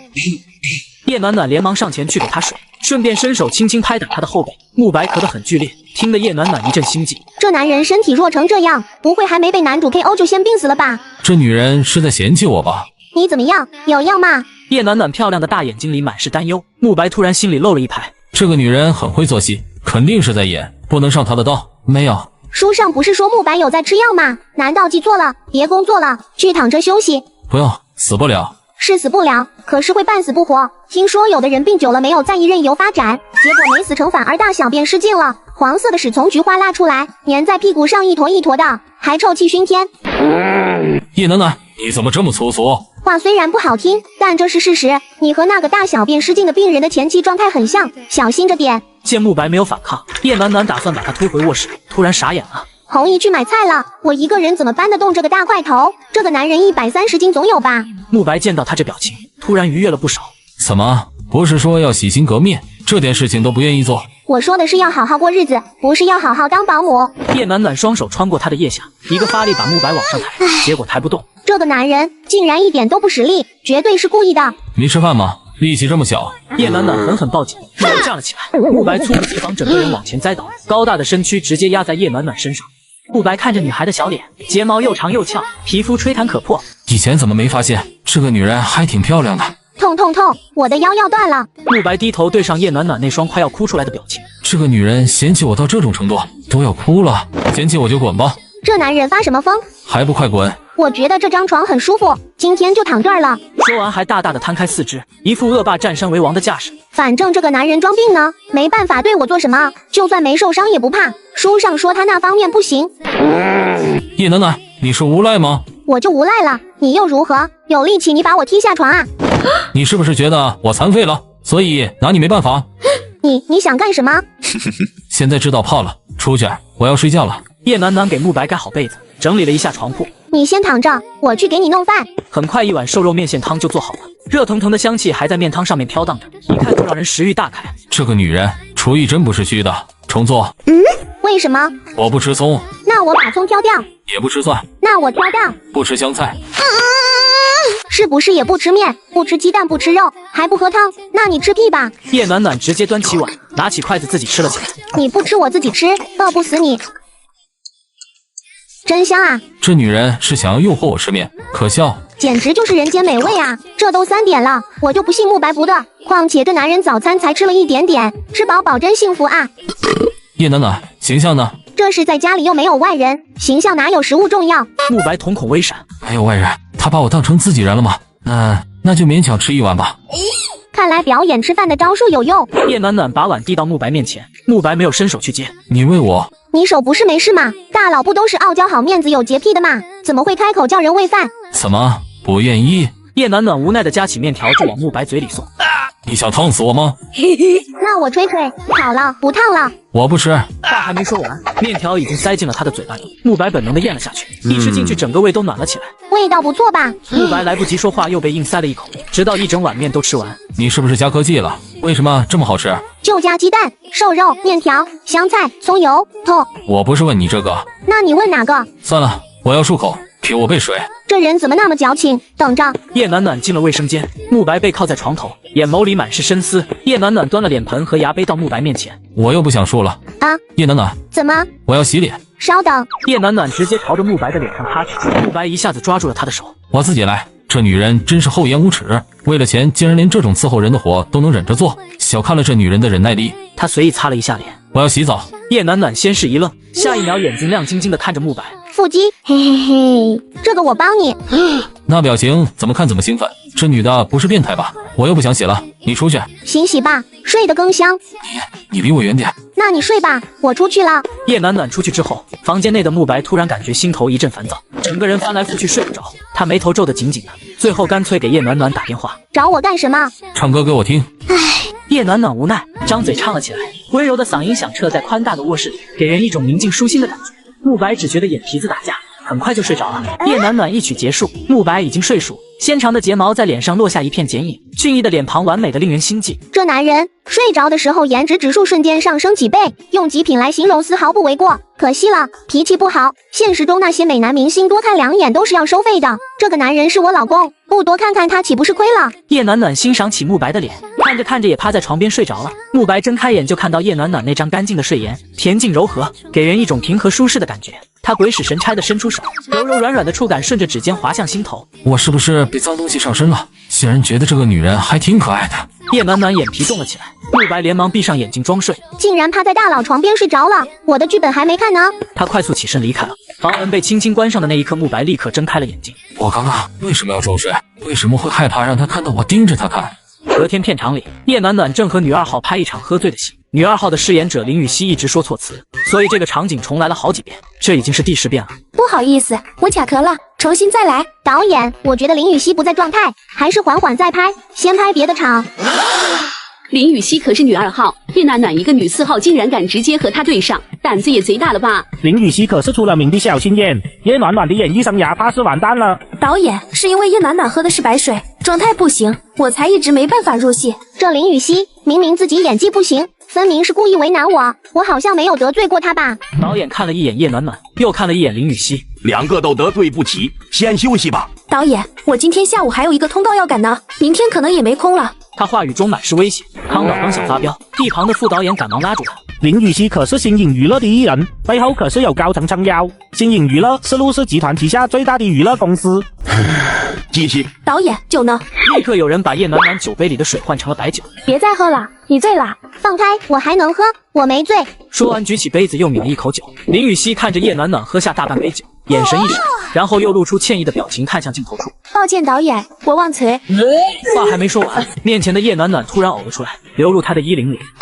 你干什么？脏死了！啊，抱歉，我喝醉了。来，再来干杯。叶暖暖，我是庄星辰，不是叶暖暖，我没醉。庄星辰是他饰演的女4号的名字。叶暖暖，你是故意的，别跟我装傻。导演，叶暖暖故意洒我一身酒。此话一出，叶暖暖身子一晃，瞬间一脸歉意道：啊，不好意思，入戏太深了。你是故意的，这戏我不拍了。一个没有名气的新人都能这样欺负我，我真不是故意的。这不是要入戏吗？导演还没喊卡之前，我就是一个醉鬼，发酒疯不能停的。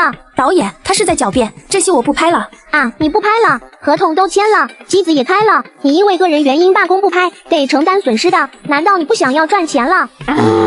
你导演，我没办法和叶暖暖一起拍戏，有他没我，你自己选一个。接上集，当红影后要把叶暖暖踢出剧组。导演，有他没我，你自己选一个。林雨熙分明是故意找茬，可是他背靠新颖娱乐，而叶暖暖演技不错，我不想白白错过。就在康导纠结的时候，场务突然跑了过来。导演，外面有粉丝和记者来探班，马上就进来了。怎么回事？记者就算了，怎么连粉丝都让进来？其中一个粉丝是酒店老板的女儿，听说剧组在这里，带着她的几个同学过来要看看，就在一旁看着，保证不会干扰拍摄。几名粉丝走进了宴会厅，面露崇拜地看着林雨熙。这戏不拍了，你的粉丝要白跑一趟了。叶暖暖看着林雨熙明明心中发堵，却还要强撑笑脸的样子，心情瞬间愉悦了。接下来林雨熙的拍摄几乎没出过错。前辈真是厉害，这么难的剧情竟然一次就过了，也就比你牛逼而已。那接下来还请前辈多多关照了。切。休息时间，穿着花裙子的小粉丝跑到林雨熙面前。雨熙姐，我是你粉丝后援会的会长，大家想要和你合影可以吗？不会外传的。林雨熙原本有些不耐烦，一听他是后援会的会长，立即脸色一变。当然可以了。花裙子的酒店老板女儿第一个上前，站在林雨熙身边摆起了姿势。排在最后的一名小粉丝见状，转身来到叶暖暖身边。这位姐姐，可以跟你合影吗？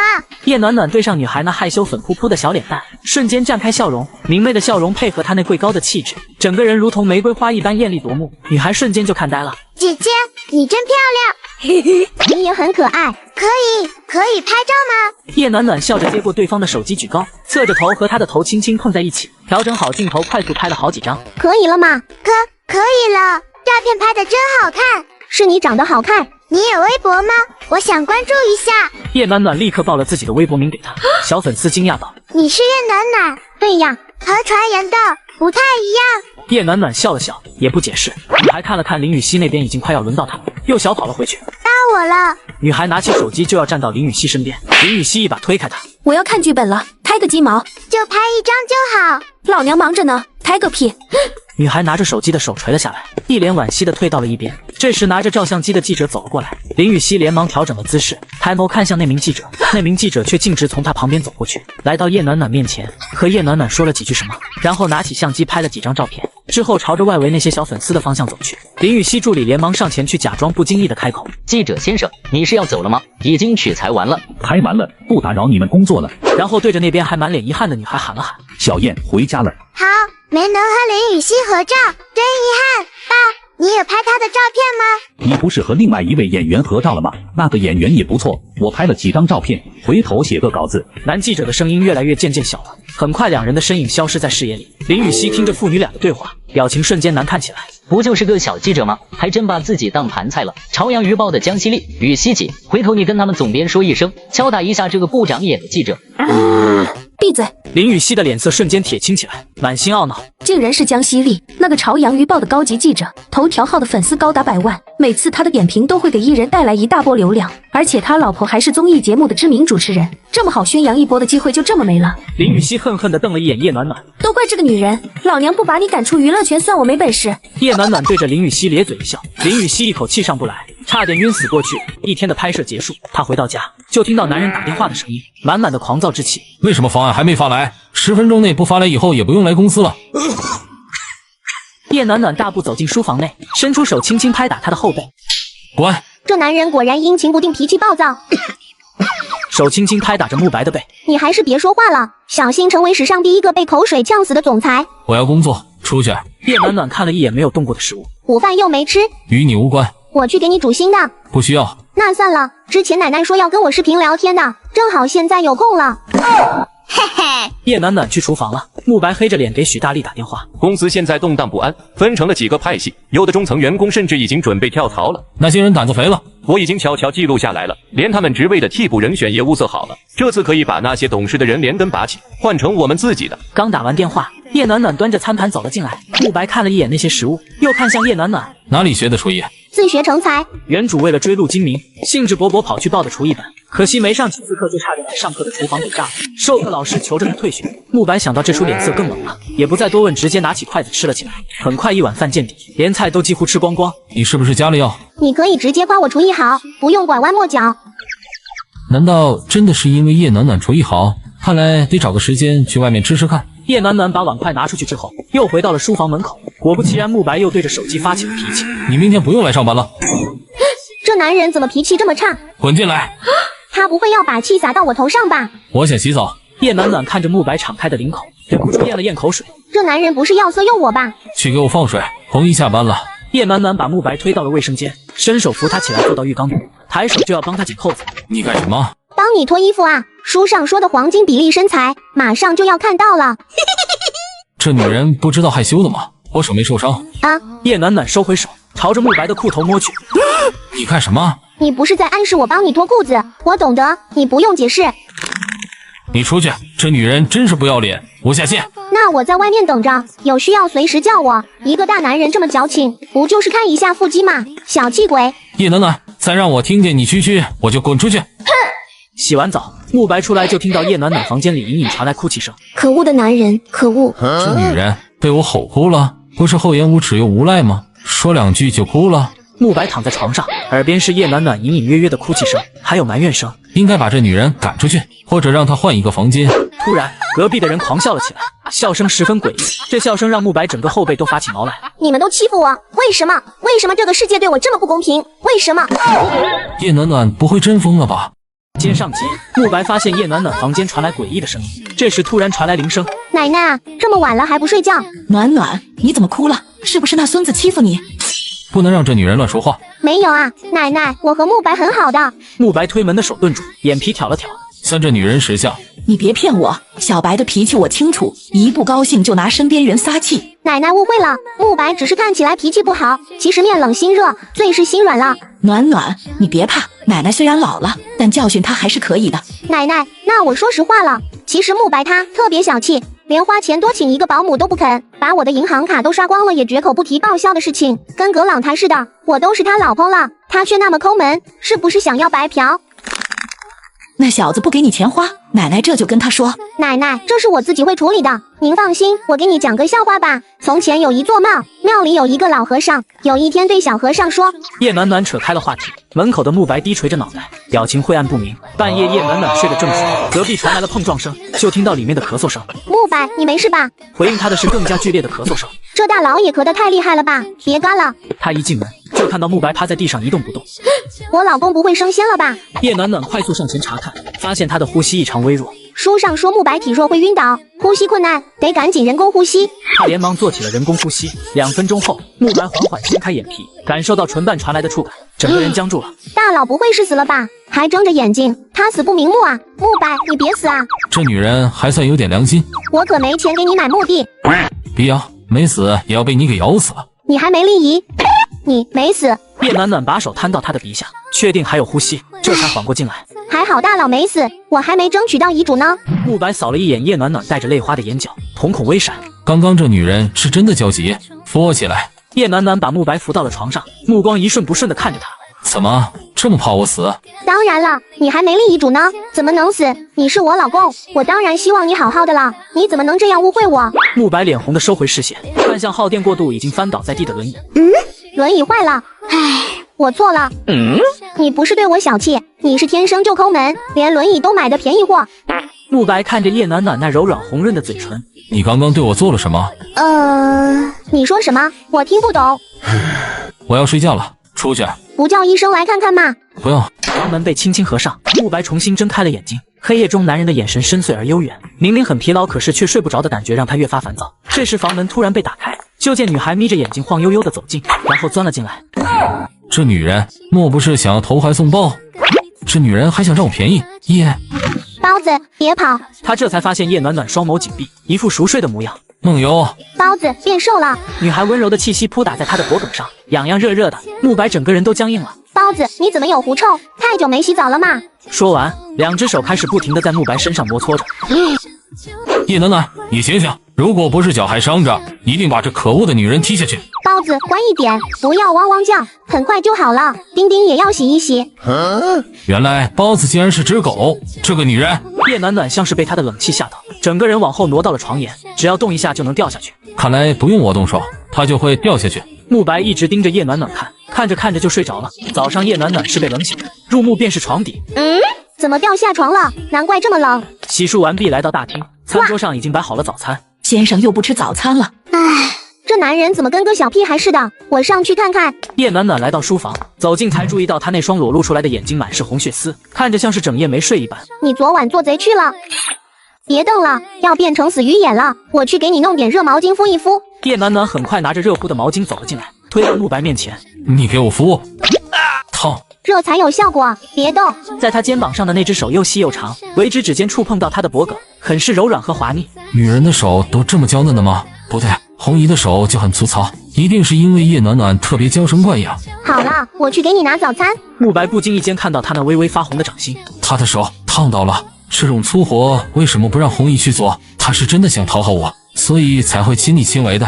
叶暖暖很快把早餐端了进来，慕白扫了一眼，继续无视，他一句话没说就走了。这女人不劝我吃饭了，看来也坚持不了多久吗？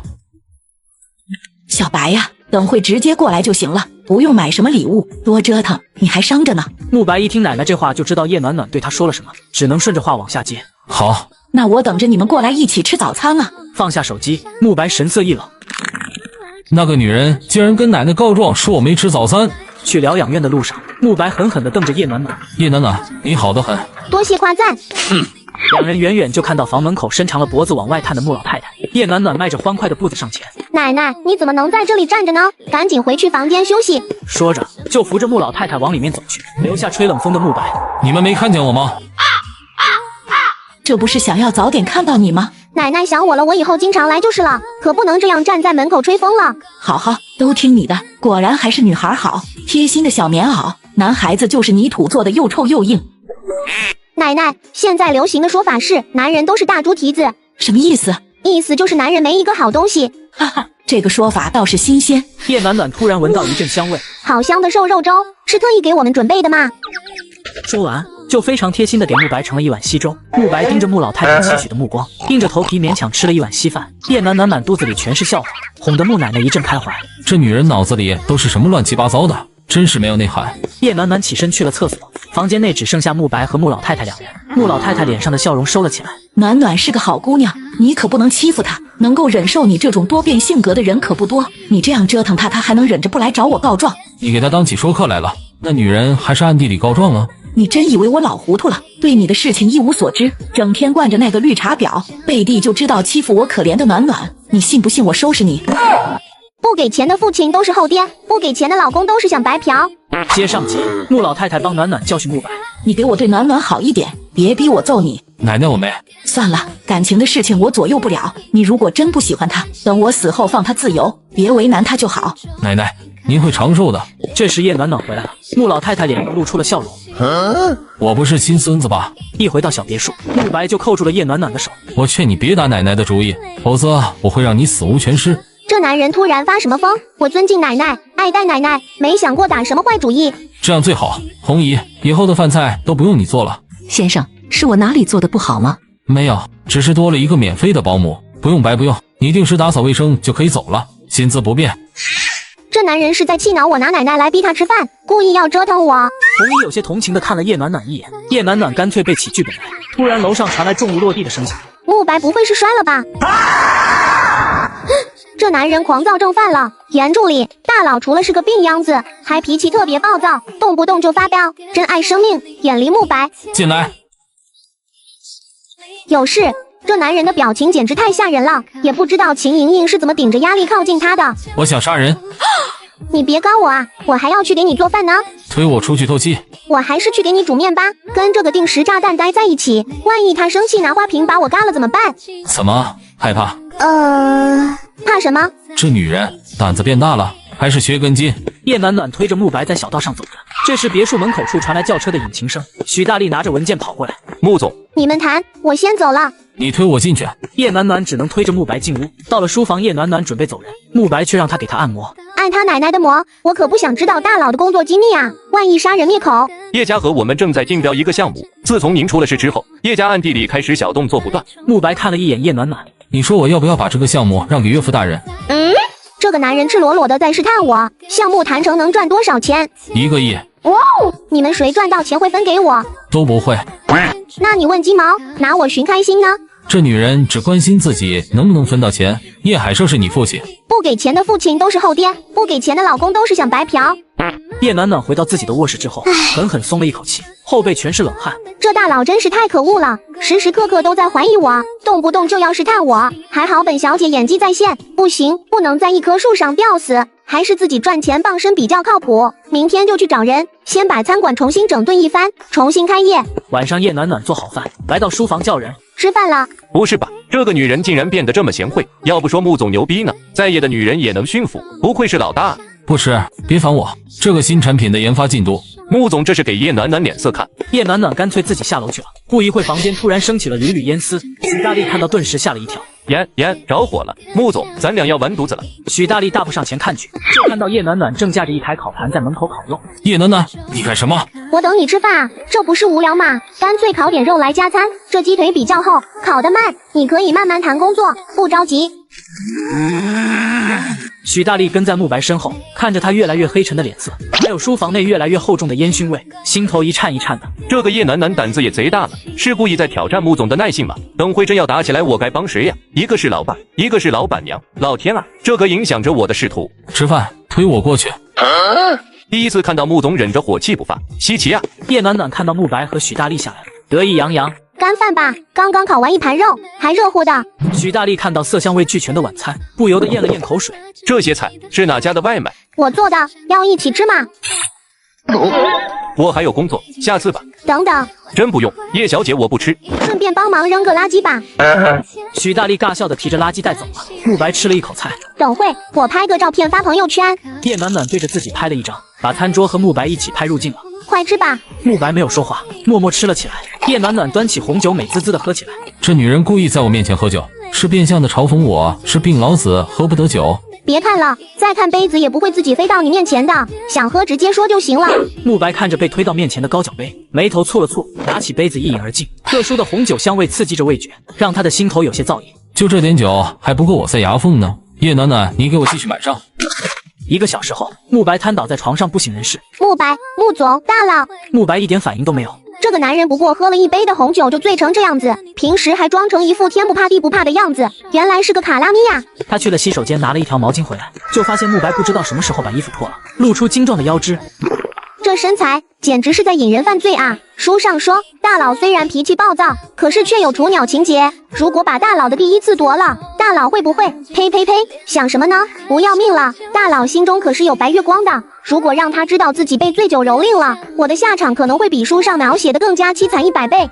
叶暖暖拉过被子给他盖好，轻轻走了出去。第二天一早，叶暖暖发现慕白一直没起来，感觉有些不对，进去就看到绷着脸靠坐在床头的慕白。慕白，你没事吧？我给你叫医生。他连忙拿起慕白的手机，翻开电话簿，看到的第一个通话记录是秦莹莹，愣了一下。别找医生，我没事。怎么没事？你都咳成这样了。老毛病，睡一觉就好。你昨晚没睡好。叶暖暖扶着他躺回了床上，慕白却定定地看着他。睡觉啊？我要那个。大佬这是又失眠了，我给你唱歌吧。柔和空灵的声音回荡在卧室内，慕白眼皮越来越重，呼吸渐渐趋于平缓。慕白睡着了，叶暖暖轻轻舒了一口气，准备悄悄起身离开，突然发现自己的手被男人握住了。难道要这样守着这个男人一个大白天？最后，叶暖暖一只手拿着剧本，一只手牵着慕白，背起了台词。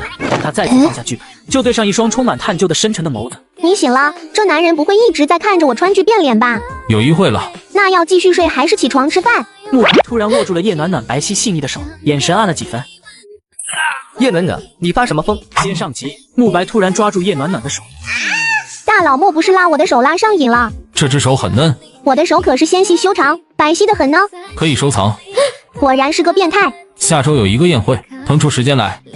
大佬这是要带我去社交场合露脸，这是不是说明我在大佬心中的形象已经上升了？嘿嘿嘿。吃饭的时候，奶奶的微信发了过来，说如果慕白没有给他准备礼服，要悄悄告诉他。果然是我想多了，慕白是为了让奶奶放心才会带我出入社交场所的。下午，叶暖暖窝在房间内练习，慕白在书房和许大力谈公事。电动轮椅查出来了，是因为电路故障，查不出人为的痕迹。说这话的时候，许大力有些犹豫，说能够有机会碰到您轮椅的，除了我就是叶暖暖了。你是在暗示你自己是凶手？怎么可能是我？穆总为什么不怀疑叶暖暖？他没那智商。联系头号工作室，过2天的宴会给叶暖暖做造型。中午，叶暖暖就被慕白派来的司机带到了造型工作室，折腾了2个小时才前往宴会的酒店。刚下车，就看到旁边一辆同样刚刚到达的车子里走下来一道熟悉的身影。叶暖暖推着慕白朝着宴会厅的大门走去，周围3、2、2的人都对着慕白投来探究的目光。慕白咋来了？不是说病重吗？1周也就2次出现在公司，据说来没多久就匆匆离开了。慕氏集团很快就要易主了，慕白来参加宴会是死要面子硬撑的吧？我听说慕氏集团有好些中层员工都跳槽了。原本热闹的宴会厅就安静了下来，所有人的目光落在慕白和叶暖暖身上。那不是倒追陆总一直给慕白戴绿帽子的叶暖暖吗？前一阵子听说还在闹离婚，咋这才几天就和好了？是不是被陆总狠狠抛弃，所以伤心欲绝，跑回家找老公求安慰了？慕白侧头看了一眼叶暖暖，见她神色自若，丝毫不受影响。这女人脸皮倒是厚。这时，一个西装革履的男人走了过来，手里拿着2杯酒。穆总，赏脸喝一杯。周围不少人都在等着看好戏。谁不知道慕白的身体？因为慕氏集团的地位，没人劝他喝酒。如今慕白的地位摇摇欲坠，当初树敌众多，这回看他如何下得来台。穆总不喝酒是不给我面子，我可是和慕氏集团之间有合作，您就不怕我一气之下毁约吗？这时手中的杯子就被人接了过去。西装男人看到漂亮的让人惊艳的叶暖暖，正好我口渴了。叶暖暖竟然会给慕白解围，我敬的是穆总，你接过去不太合适吧？我是穆太太，我没资格，谁有资格？不过你这种靠着原配发家、功成名就之后就外面养小三的男人是没办法理解的。叶暖暖，随便污蔑人是要承担责任的。前几天你的小情人还约我一起去逛街呢。对了，他最喜欢这种社交场合了，我给他打个电话让他过来。叶小姐说笑了，这是商业宴会，不三不四的人不适合进来，我还有事先走了。说着就匆匆离开了。原著里叶暖暖是个恶毒女配，身边交的自然都是一些狐朋狗友，其中有一个就是商业大佬的地下情缘。书上说大女主碰到了西装男人的原配老婆被男人抛弃，安慰并鼓励了对方，然后得到了原配老婆的一大笔投资。我要不要趁那个渣男还没完全掌握公司大权，抛弃原配老婆之前先透露给对方知道呢？想什么？叶暖暖立刻回神，推着慕白来到角落处的沙发边，已经有人坐在那儿了。男人面容俊逸，嘴角微勾，一双桃花眼像是随时都在笑一般，给人一种温和好相处的感觉。这不是书中最早就存在的娱乐公司喜事娱乐的老板席文浩，卢景志就是他们公司的经纪人，后来跟着秦莹莹跳槽到了陆氏，很快喜事娱乐就被陆氏所压制，第一娱乐公司很快就垮了。喜事娱乐花了大精力捧秦莹莹，好不容易把她捧红了，准备回本赚大钱，结果是给别人做嫁衣，真他妈的做。慕白见叶暖暖一直盯着奚文浩看，眼神瞬间冷了几分。穆太太，我的脸上有花吗？没有花，但是有坑。有痘坑吗？我不长痘啊。慕白和奚文浩闲聊了起来，他听不懂，默默地喝着饮料。过了一会，一身礼服的秦莹莹走了过来，姿态柔和地坐在慕白的身边。阿白哥，你怎么样？最近怎么都不接我电话？叶暖暖一见秦莹莹出现，硬是挤压到了沙发的最边缘。老公，喝点水。慕白没有接，叶暖暖也不在意。我知道是你舍不得我口渴。阿白哥，你的身体……穆总，你来了。秦莹莹立刻坐直了身子，抬头看却没有陆天明的身影。啊，我看错了，秦小姐紧张什么？怕被陆总当场捉奸？叶暖暖，你怎么能乱说？对你奉行的原则是直接上。叶暖暖怎么这么会讽刺人了？以往不都是直接粗鲁的开骂吗？这时一个年轻的男子走了过来，一看就是叛逆的年纪。哟呵，这不是有名的残废穆总吗？不在家里窝着，跑到宴会上来，一不小心喘不过气来死掉了，谁承担得起啊？吴瑞，你怎么能这么说？穆总是你的表哥，快给他道歉。叶暖暖一听这名字就明白了。这嚣张的骚年是慕白的表弟，他的老爸也是穆氏集团的股东之一，估摸着是看慕白要倒了，以为自己的老爸能够上位，又喝了2口酒，脑子犯浑就跑来挑衅了。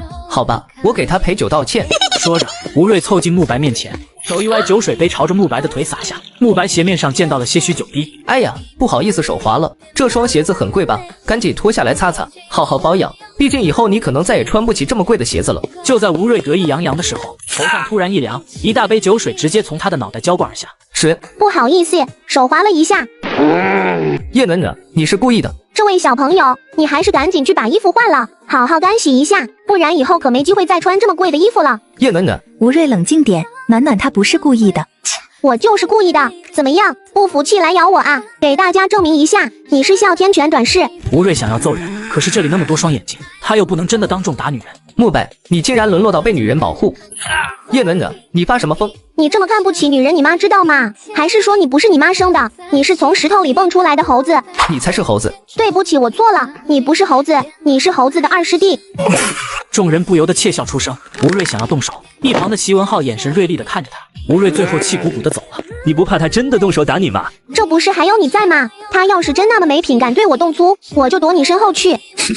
这个叶暖暖倒是有几分趣味。慕白会不会早死我不知道，但是你肯定比他先死，你这个老不死的东西。接上集，叶暖暖为慕白解围，奚文浩另眼相看。听说你在拍戏，有经纪公司了吗？还没合旧的工作室解约，等我赚了违约金，正式解约了，我就跳槽去你家公司。不用那么麻烦，直接过来，公司可以直接给你担下违约金。哇哦，真的吗？你这样做生意不怕亏？叶暖暖和奚文浩聊了起来，有说有笑的。秦莹莹目光又落回慕白身上。阿白哥，你走了。哦，浩哥拜拜。两人走远了，留下秦莹莹一脸尴尬的坐在那里。文浩哥，秦小姐，我没有妹妹。然后也大步离开了。秦莹莹表情又僵了僵。回到家，慕白盯着正在吃零食的叶暖暖。你不怕吴瑞打你吗？怕什么？这不是有你吗？出了事我不会护你。你给我钱就行了，我可以自己请保镖。想要钱？下一秒，慕白伸出手扣住了他的手掌，温热的掌心相贴合在一起，让两人都有些心颤。慕白身子微微向前倾，两人的脸靠得很近，呼吸打在对方脸上，近的能够看得到对方脸上的绒毛。大佬这是想干啥？慕白的瞳孔越来越深邃，眼底如同幽深的海洋一般，充满了神秘和威严。要钱没有？不给就不给，还要这样耍我？哼！慕白低垂着眼看着自己的掌心，还残留着女孩掌心的温度，不知道会不会香。慕白连续3天都在公司加班没有回家，叶暖暖决定去公司看看大佬。来到公司发现乱糟糟的，公司不会是倒闭了吧？这时几名凶悍的保镖押着2个中年男人往外走，正是之前去医院看望慕白的2个亲戚董事，两人嘴里还在不停的骂骂咧咧，看到叶暖暖的时候都愣了一下。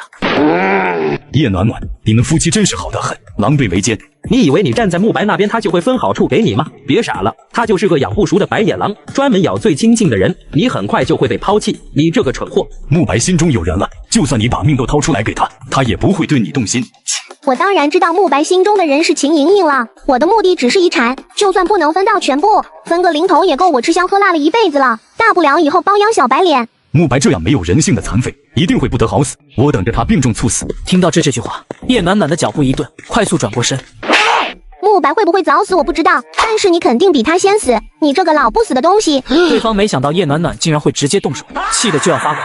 结果被保镖硬扯着拖进了电梯里。他转身朝着会议室走去，里面有几位董事，慕白面容阴沉坐在上位，整个办公室的气氛压抑的可怕。还有谁有意见？穆总的决策很好，我没有意见。我们支持穆总，穆总肯定能够带领公司走得更远。穆总一直都是有远见、有手段的，我们一直相信穆总的能力。穆总只是受了小伤，那些人心就膨胀了，被赶出去是活该。众人争先恐后的拍起了马屁。等办公室里清空了，叶暖暖才进去。坐在位置上的慕白突然喷了一口血出来，整个人往前一倒。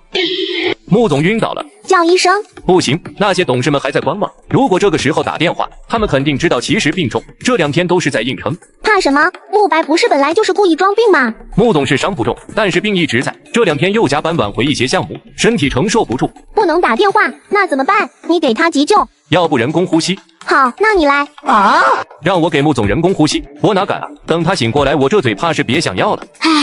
叶暖暖用力掐着慕白的人中血，可是后者依旧没有半点反应。慕白，得赶紧弄醒穆总，不然等会有人进来就糟了。你转过去。你要做什么？人工呼吸。哦，他连忙转过身去。叶暖暖开始嘴对嘴吹气，慕白唇上便传来了柔软的令人安心的触感，伴随着熟悉的香气。他睁开眼睛，就对上一排长长的睫毛。他醒了。穆总，您醒了。慕白的瞳孔渐渐聚焦，眼神变得清明起来。我怎么了？您吐血了，晕倒了。一杯温水下肚，慕白的脸色缓和了不少。他抬眸看向叶暖暖，你又占我便宜。这男人是不是脑子有病啊？这时，会议室的门突然响了起来。糟了，有人要进来了，桌子上还有血迹。许大力想要挡到门口，已经来不及。叶暖暖一屁股坐到了那滩血迹上面，快速伸出手拉住慕白的衣领，往自己面前扯过来。西装男人走进来，看到这一幕，有些呆了呆。女人修长白皙的双腿交叠在一起，一只手扯着男人，2张脸凑得很近，怎么看都是准备做少儿不宜的事。穆总，我什么都没看到，你继续。叶暖暖确定人已经走了，这才松开慕白的领带。不好意思啊，应急之策。叶暖暖胆子也太大了吧？你怎么来了？我给你送爱心便当来的，你3天没回家了，肯定没有好好吃饭。穆总这3天几乎没怎么吃饭，晚上也没睡觉，所以脸色才会这么差，都吐血了，就等叶小姐的饭了。多嘴。给你。不需要。快吃吧，别装酷了。说完，叶暖暖去厕所处理裤子上的污渍。慕白看着面前的饭盒没反应。穆总，我另外给您叫餐吧。拿去热一下，再让人准备一套女装。什么尺码的？S 码吧。许大力刚进来，叶暖暖就准备出去。叶小姐要走了，给你的衣服。你真是个暖男，还懂得给我准备衣服，谢啦。慕白出了办公室，就看到等在电梯口处的叶暖暖。许助理，加个微信吧。这女人竟然当着我的面勾搭起别的男人了。不用了。怎么能不用？一定要的，我扫你吧。真不用。许助理，你年收入多少？这女人当着我的面勾搭男人就算了，还明晃晃的打探对方的经济能力，还算够用。你可以走了。跑那么快干嘛？推我进去。电梯内看着金属墙反射出来的叶暖暖那纠结的表情，慕白胸口的烦闷越来越严重。这个女人是觉得我吐血，所以快死了，竟敢当着面找起了下家。许助理真是大方，这么贵的衣服，钱说不要就不要了。你刚刚加他微信，是想要给他钱？是啊，可是他竟然不要，这衣服要2、3万吧，也不知道他年收入多少，竟然这么大方。慕白胸口的郁结瞬间散开了。要不我把这衣服回去熨一熨，再拿去退掉，反正标签还没撕呢。你过来。男人把他往自己面前勾了过来，叶暖暖猝不及防往前倾，侧脸几乎和慕白的脸贴在一起。他瞪大了眼睛，心跳不自觉漏了一拍。脖子后方突然有东西被扯了下来，他反应过来之后，慕白已经把衣服的标签给撕碎了。我的标签坏了就不能退了。接上集，慕白故意把叶暖暖的吊牌撕掉。你把吊牌撕了，我怎么退货啊？不用退，这女人这么穷吗？竟然还想着退货。不用退，我也没那么多钱还啊。不用还，你老公我还是能付得起。那你能不能发善心给我100万？想屁吃。晚上叶暖暖把慕白哄睡后，后来就看到站在不远处的苏西。慕白睡了。慕白没有药吗？今天都吐血了。有，不过副作用大，最好不吃。他这是什么病？说了你也不懂，总之挺复杂的。他还有多少寿命？这个才是叶暖暖关心的问题，能不能活到他在这个世界站稳脚跟？如果按照他最近的疯狂自残行为来计算，1年吧。1年，穆老太太的寿命都比他长，那按照别的算法呢？如果好吃好睡，那就可以活得长了。不过这对慕白来说比登天还难。只要好吃好睡就行了。理论上是这样，不过这说着容易做着难。慕白的体弱睡眠极差，想要让他安稳睡觉，只有一个人能做到。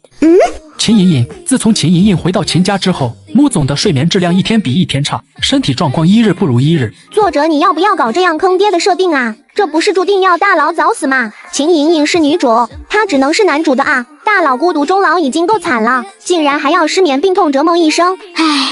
隔天，叶暖暖刚拍完自己的戏服，走到一旁的小凳子上休息，不远处就传来一阵骚动，好几个人走了过来，被包围的女孩子鹅蛋脸丹凤眼，裙子衬托着皮肤白皙又精致，浑身上下全是名牌。是庄小姐，庄家大小姐怎么会在这里？你不知道吧？今天陆总在附近的酒店谈生意，庄小姐一定是听到消息，所以赶过来了。叶暖暖听着旁边人的闲言细语，脑海中闪过来人的资料：庄娉婷，庄家大小姐，和叶暖暖一样都是豪门千金，所以经常互相攀比。两人同为书中女配，都是无脑又嚣张的，同样喜欢陆天明。庄娉婷最后被家族联姻嫁给了一个豪门花花公子，还精神失常了。庄娉婷迈着优雅的步伐走过来。叶暖暖，听说你就混了个女4号的龙套，有事？听说你被家里卖了当冲喜新娘，怎么慕白没给你钱花，还要自己出来拍戏赚钱？你懂什么？我这叫明明能靠脸，却偏偏要靠才华。